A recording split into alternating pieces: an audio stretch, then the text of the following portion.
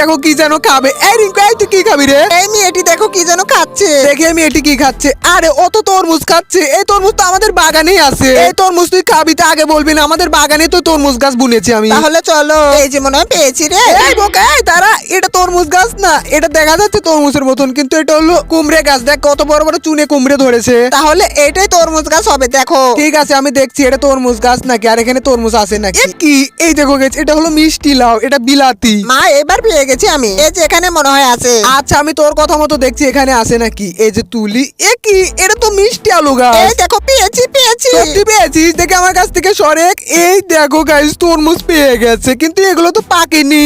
এই যে গাইস, অবশেষে তরমুজ পেয়ে গেলাম। ভাঙ্গো, আমি খাবো। করে তুই ভাঙ, দেখি পারিস নাকি। এই বোকা, ও ভাবে না, এই যে এইভাবে একটা শক্ত করে। এই দেখ গাইস, এই দেখো আমাদের ক্ষেতের তরমুজ অনেক লাল আর অনেক মিষ্টি লাগবে। রিঙ্কুকে দিলাম আর আমি এইটুকু নিলাম। তোমরা লাইক করে দিও। খাও।